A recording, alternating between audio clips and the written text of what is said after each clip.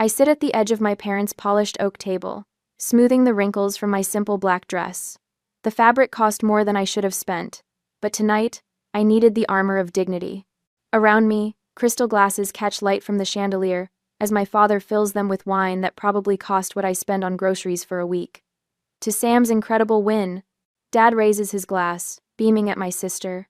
Youngest attorney in the firm's history to win a case of this magnitude. My mother reaches across the table to squeeze Sam's hand. We always knew you were destined for greatness. Sam glows under their attention, her perfectly highlighted hair falling just so as she modestly lowers her eyes. It was just good preparation, really. And natural talent, Mom adds quickly. Don't downplay your gifts. I take a small sip of water, gathering courage. The article I read about the case mentioned how you connected with the jury. That emotional intelligence is so valuable in... Did you tell them about the judge's comments? Dad interrupts, not even glancing my way. Samantha, tell them what he said afterward. My words evaporate like morning dew. I've been here a dozen times before this familiar ritual where Sam shines while I fade into the wallpaper. I focus on my breathing, on the weight of the fork in my hand, anything to ground myself as the conversation flows around me. Kylie, pass the potatoes, Mom says, the first time she's addressed me directly in 20 minutes. I comply, then venture another attempt. My department is implementing a new compliance system that I helped design. Did I mention Sam's firm is considering her for a junior partner? Mom cuts in, her voice lifting with pride. At 32, can you imagine? My throat tightens. I'm 29, 3 years younger than my brilliant sister, but somehow, I'm always decades behind in their eyes. Mom turns to me suddenly with that look, the one that precedes her helpful suggestions about my life. You know, if you'd finished that MBA instead of just your bachelor's, you might be further along by now. The MBA I postponed when they called sobbing about the foreclosure notice. The degree that's still sitting in the someday file while my savings account empties month after month. I'm doing fine, I manage. Mom sighs, exchanging glances with Dad. Fine isn't exceptional though, is it? She sets down her fork with precision. Honestly, Kylie, you're not even half the woman your sister is. The dining room goes silent. Even the antique clock on the mantel seems to pause its ticking. My hand trembles around my water glass, ripples forming on the surface. I can hear my heartbeat in my ears, feel heat crawling up my neck. The words slam into me like a physical blow, stealing my breath. The clock resumes its steady rhythm. Tick, tick, tick. In that moment, something shifts inside me. 4 years of silence, 4 years of sacrifice, 4 years of invisibility. Then let her pay the mortgage for this house, I say quietly. The words hang in the air like smoke. Dad's fork clatters against his plate. Mortgage? What mortgage? Sam's champagne glass freezes halfway to her lips, her expression suddenly uncertain. Mom's face drains of color so quickly I worry she might faint. Kylie, this is hardly dinner conversation. Who wants dessert? I made your favorite apple. No. The strength in my voice surprises even me. I pull my phone from my purse, fingers trembling as I open my banking app. What are you talking about?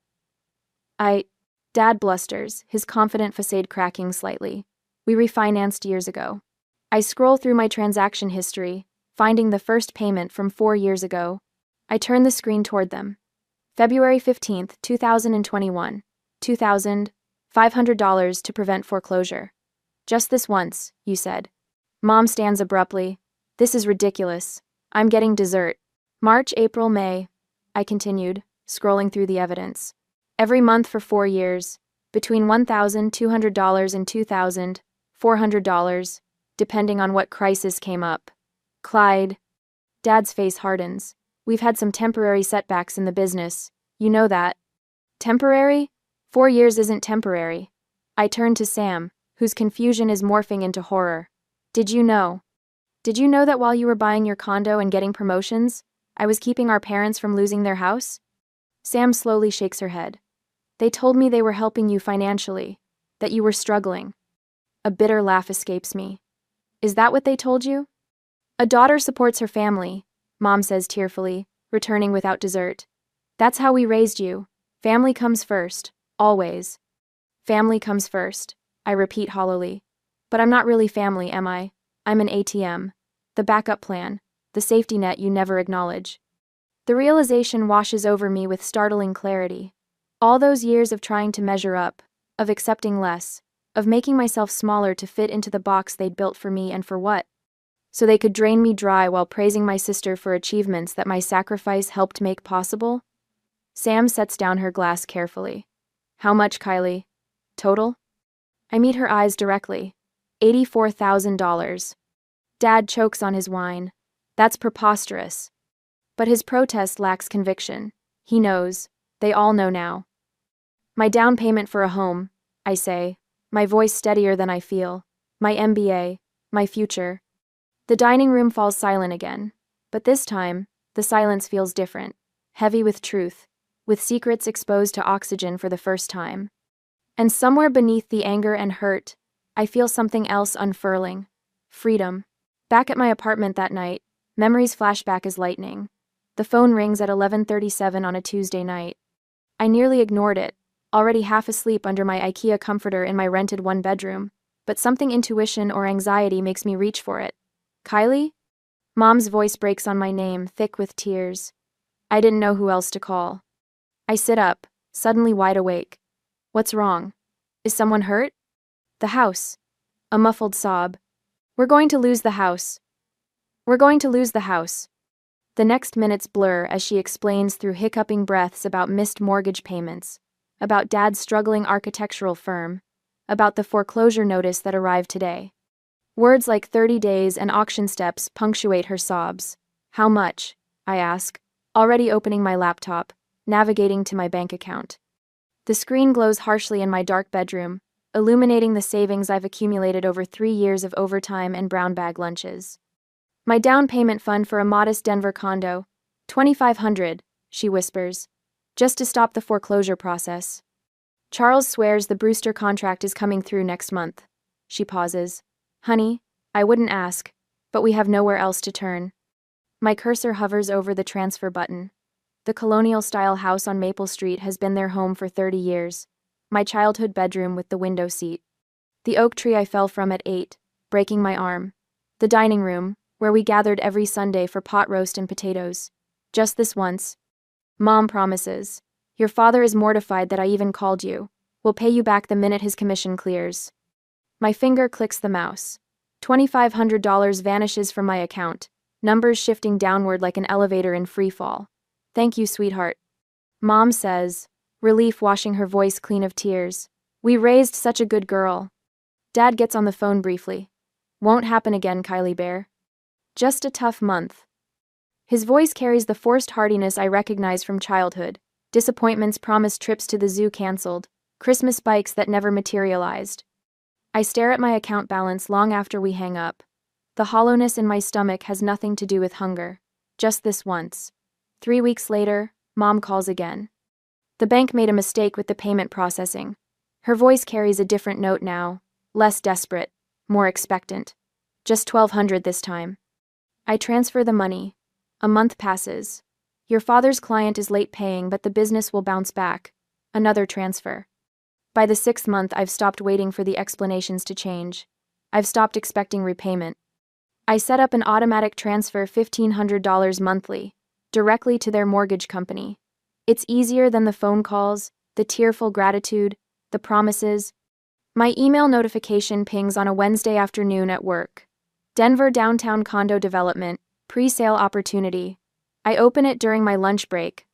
Scrolling through images of the exact starter home I've been saving for walking distance to work, in my price range, available with just 10% down. I check my savings account. After 6 months of transfers, I'm back where I started 3 years ago. The condo units sell out in 48 hours. That night, I deferred my MBA program acceptance for the 2nd time. Financial circumstances. I write on the form. The university will hold my spot for 1 more year, they tell me. After that, I'll need to reapply. I created a spreadsheet. Columns for dates, amounts, running total. A separate tab for opportunities declined. Condo, education, the trip to Spain for my college roommate's wedding. My stomach clenches as the numbers grow. 6 months becomes a year. A year becomes 2. On my lunch break, I microwave ramen noodles in the office kitchen. My phone buzzes with an Instagram notification. Mom at Marcello's, the upscale Italian place downtown, captioned Anniversary Dinner. Blessed.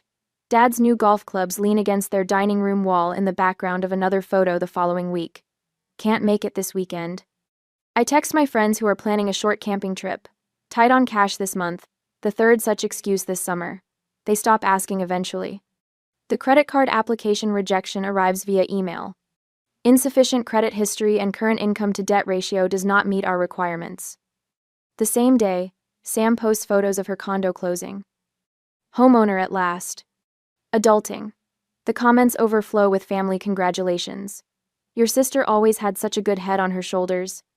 Mom tells me at Easter dinner, while I sit quietly, calculating how many more months of payments until I can restart my MBA fund.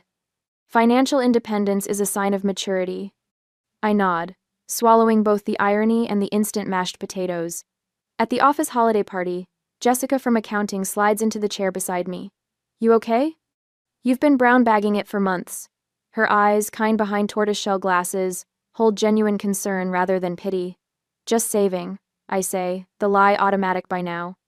She studies me over her glass of cheap Chardonnay. For what exactly? Because you never actually seem to buy anything. Something in her direct gaze breaks through my practiced deflections.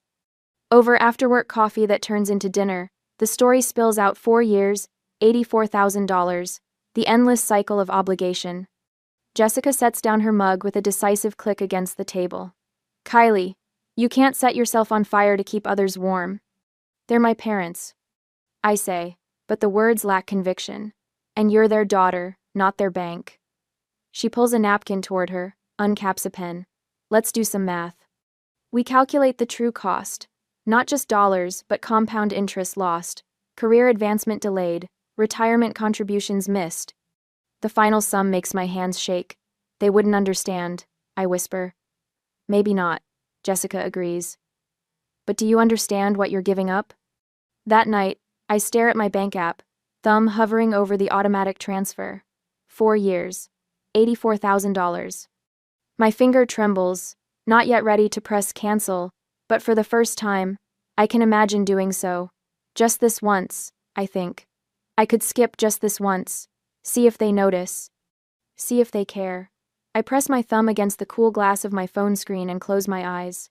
When I open them, the transfer confirmation stares back at me. 1 more month of setting myself on fire. But something has shifted. In the reflection of my darkened phone screen, I catch a glimpse of determination in my own eyes that wasn't there before. As I didn't sleep after this terrible dinner, the bank app glows on my phone screen at 5:48 a.m. on Monday morning. I haven't slept. My thumb hovers over the cancel automatic transfer button as sunlight begins to peek through my apartment blinds. For 4 years, I've transferred between $1,200 and $2,400 each month to my parents' account, money that should have built my future. $84,000. A down payment on a Denver condo when prices were reasonable. The MBA, I kept deferring. A retirement fund with years of compound interest. All sacrificed to pay a mortgage that wasn't mine, for a house I don't live in, owned by people who last night said I wasn't even half the woman my sister island. My finger trembles as I press the button. Are you sure you want to cancel this recurring transfer? Am I? I press confirm. My stomach lurches like I've jumped from a diving board, but instead of water, I'm falling into freedom. The sensation is so foreign, I nearly reach for the trash can beside my bed. But beneath the nausea, something else blooms, relief so profound my body sags against the headboard. For the first time in 4 years, my next paycheck belongs entirely to me. The first call comes before I've finished my morning coffee. Dad's name flashes on my screen. I let it go to voicemail. Kylie. His voice is granite and gravel. What you did last night was inexcusable. We've supported you your entire life, and this is how you repay us? By abandoning your family when we need you most? Call me back. Immediately. I delete the message and block his number. By noon, Mom has left 4 messages, each more tearful than the last. By 3 p.m., I've blocked her too. Sam texts, they say you're punishing them. What's happening? They won't stop calling me. I type back, ask them about the mortgage payments I've been making for 4 years. 3 dots appear, disappear, reappear. Finally, I'm so sorry. I had no idea. The doorbell rings at 6:14 p.m. Through the peephole, I see my mother clutching a photo album to her chest. I press my forehead against the door, willing her to leave. "Kylie, honey, I know you're in there." Her voice carries through the wood. "I brought pictures from when you were little. Remember how we were always there for you? Remember your first ballet recital when you fell and your father carried you off stage? What I remember is working 3 jobs in college while Sam's tuition was paid in full. What I remember is postponing grad school to help with their temporary financial setback that somehow lasted 4 years." I don't open the door. By morning, my aunt in Phoenix has called to express concern about your poor parents. My uncle in Michigan emails about family responsibility. Cousins I haven't spoken to in years suddenly need to check on me. The family mobilization is impressive in its coordination. "They're good," Jessica says over coffee at the shop across from our office. She's the first friend I've confided in about the full situation. I've got to hand it to them, they've got the flying monkeys out in force. Flying monkeys? From Wizard of Oz. The Wicked Witch sends them to do her dirty work. She stirs her latte. It's a classic manipulation tactic. When the direct approach fails, enlist others to apply pressure. I've known Jessica for 3 years, but at this moment, she feels like the first person who's truly seen me. I made an appointment with a financial advisor. I told her. Tomorrow morning. She reaches across the table to squeeze my hand. "I'm proud of you." The financial advisor's office smells like leather and lemon polish the next day. Martha adjusts her glasses as she reviews my statements. $84,000 over 4 years. She sets down her tablet. "And they never disclosed this to your sister or acknowledged it publicly?" "No." "And you had no legal obligation to pay their mortgage?" "No." "Then what you've experienced is financial exploitation." She leans forward, voice firm. "Family exploitation is still exploitation, Kylie." Hearing someone in authority name it sends a shiver down my spine. I've been exploited. Not helped, not supported, my family exploited. "Let's make a personal budget," Martha says, "one that prioritizes your future." When she shows me the projection of where I could be in 5 years without the drain of my parents' mortgage, tears spring to my eyes. College funds for future children. Retirement contributions that actually match my company's offering. A down payment fund that grows instead of depleting monthly. "This is what financial health looks like," Martha says gently. The next morning, I opened my first investment account with the $1,400 I would have transferred to my parents. The act feels like planting a flag on distant territory. This money is mine. This future is mine.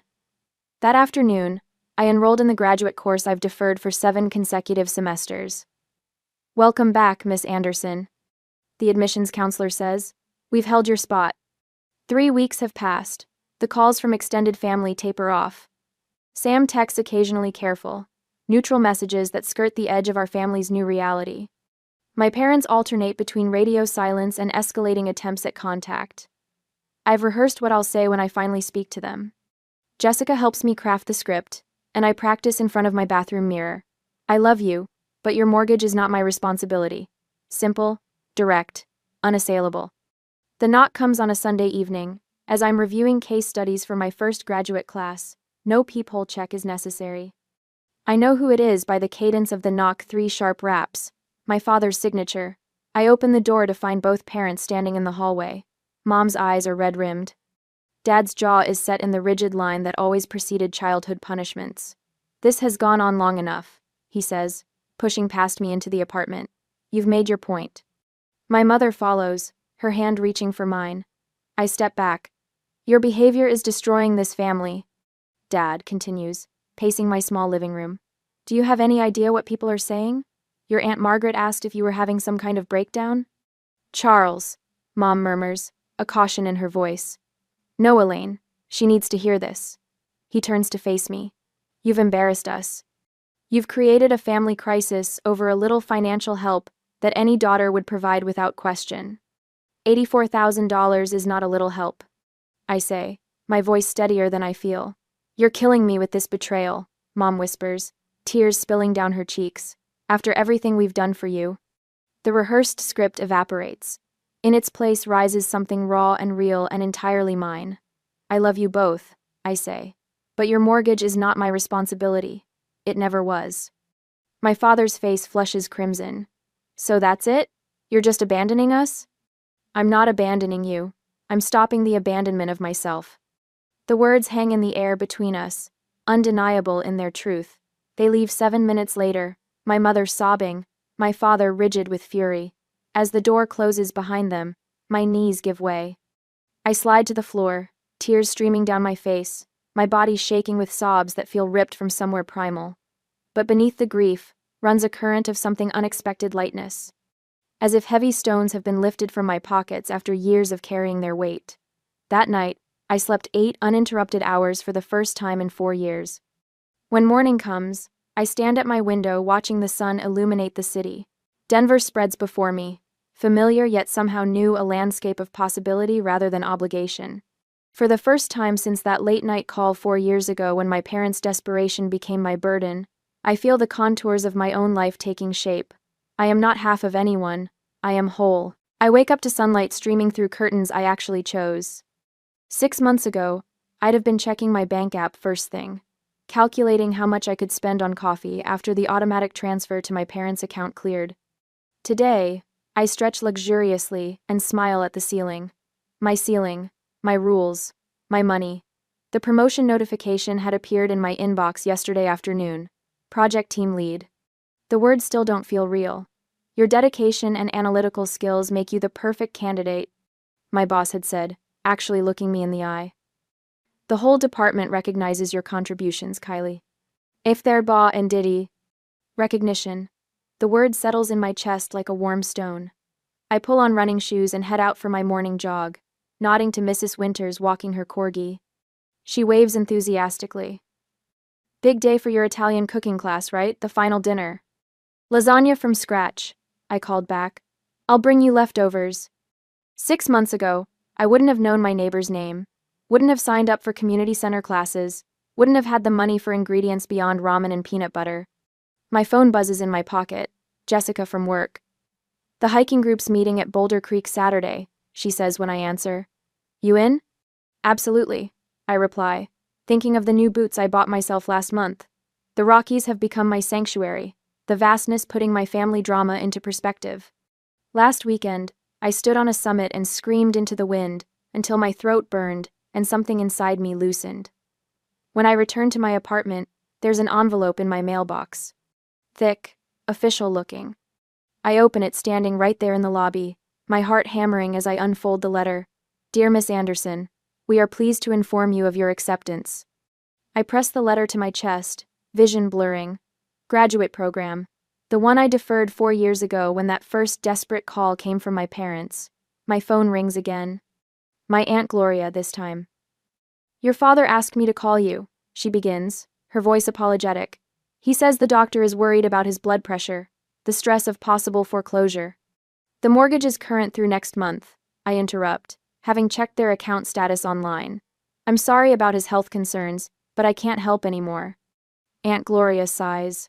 He mentioned there might be some misunderstanding about family obligations. No misunderstanding, I say firmly. I love you, Aunt Gloria. Tell Dad I wish him well. I hung up and checked Facebook. Mom's latest post appears at the top of my feed. Heartbroken, when children abandon parents who sacrificed everything for them. Family should be forever. 17 sympathetic comments from relatives who don't know the whole story. I close the app without responding and turn to my email. Sam has sent a tentative message. They're saying some worrying things about money. Are they really facing foreclosure? I'm confused about what's happening. I type back. They have options they're unwilling to consider. I'm happy to explain everything if you want to hear my side. Before I can overthink it, I send the email and head to the shower. Work awaits, and today I'm leading the morning briefing on our new compliance system, my system, the one I designed. The meeting room falls silent when I walk in. 6 months ago, I'd have assumed it was dismissal. Today, I recognize respect. The implementation numbers are impressive, says Thomas, our director. Kylie's design has reduced processing time by 32%. My colleagues applaud. Not polite golf claps, but genuine appreciation. I stand straighter and begin my presentation with confidence I'd never have recognized in myself before. That afternoon, my desk phone rings with an unfamiliar number. Kylie Anderson? This is Marissa Johnson, with Parker Executive Search. I'm calling about a director position in Seattle. I nearly dropped the phone. I'm sorry? Your name was recommended by someone who was very impressed with your compliance system design. The position is with Westlake Financial Technologies. Would you be interested in discussing it? My mouth goes dry. Seattle? 45% salary increase from your current position, plus equity. I scribble the number on a post-it, promise to call back, and sit stunned at my desk. Seattle. 3 states away from the magnetic pull of familial obligation. A director position leapfrogging 2 management levels. That evening, I opened my laptop and requested a virtual tour of apartments in Seattle. The realtor shows me a 14th floor unit, with floor-to-ceiling windows. The Space Needle gleams in the distance. What's the price range? I ask cautiously. She names a figure that, 6 months ago, would have been impossible. But now, with no mortgage payments draining my account, I pull up a spreadsheet and calculate quickly. 2 years of the offered Seattle salary would equal 4 years of what I'd paid toward my parents' mortgage. The phone rings. Sam. I talked to Dad, she says. He admitted everything. 4 years of you paying their mortgage while they told me you were struggling and they were helping you. Her voice breaks. They took advantage of you, Kylie. I'm so sorry I didn't see it. Something shifts inside me, the last piece of a puzzle clicking into place. It's not your fault. Are you really considering Seattle? She asks. Mom and Dad heard through the grapevine. They're furious you didn't tell them first. I laugh softly. Seattle feels right. I'm ready for something bigger than myself. That weekend, I began packing my Denver apartment. Each item goes through a simple test. Does this serve my future, or anchor me to the past? The pile for donation grows larger than the pile to keep.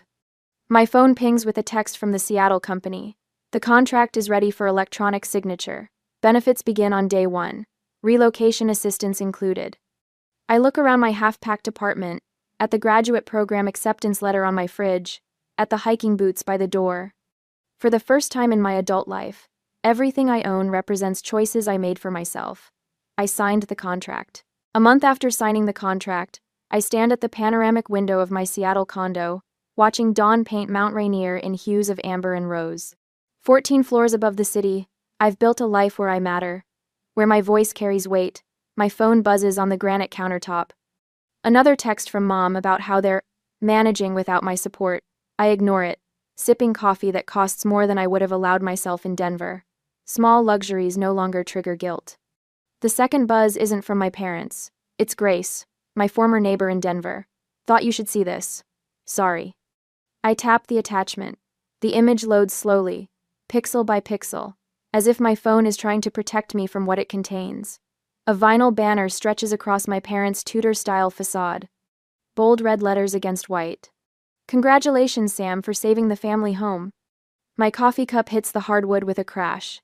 Hot liquid splashes my bare feet, but I barely register the burn. My lungs compress as if squeezed by invisible hands. 4 years, I whisper to the empty room. $84,000.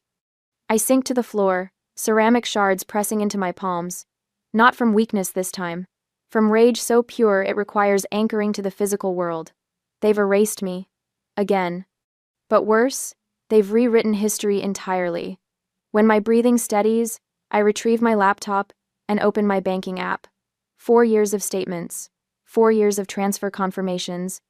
Texts from Mom with variations of just this once and we'll pay you back soon.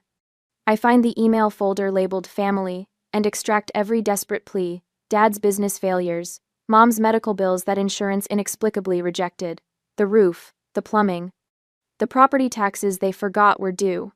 The printer hums as I create a paper trail of their deception. While it works, I forward each piece of evidence to my personal email, then to a separate account I've created solely for this purpose. Digital receipts of years of manipulation. My phone rings. Sam's name flashes on the screen.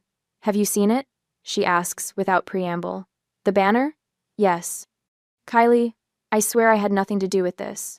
They told everyone at church that I've been making their mortgage payments since you abandoned them. I laugh, a hollow sound that bounces off the walls of my expensive condo. Of course they did. There's more, Sam continues, her voice dropping. They're hosting a family appreciation dinner next weekend, to honor my sacrifice. The formal invitation arrived in my email that afternoon. Cream-colored electronic stationery with flowing script. Join us in celebrating Samantha's selfless dedication to family values. Mom's voicemail follows. We hope you can set aside our differences to celebrate your sister. Family should support each other in times of recognition. Family should support each other in times of recognition. I trace my finger over the date.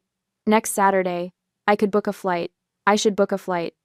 I dial Jessica, my former coworker who first helped me see the patterns. They're crediting Sam with paying their mortgage. I tell her, my voice surprisingly steady. They're throwing her a party for something I did for 4 years. Jessica's silence speaks volumes before she responds. What are you going to do? I'm going to Denver. To confront them? No, I say, clicking open my laptop. To tell the truth. Saturday evening, I stand on the familiar porch. Inside, voices mingle with classical music. Dad's carefully curated playlist of impressiveness.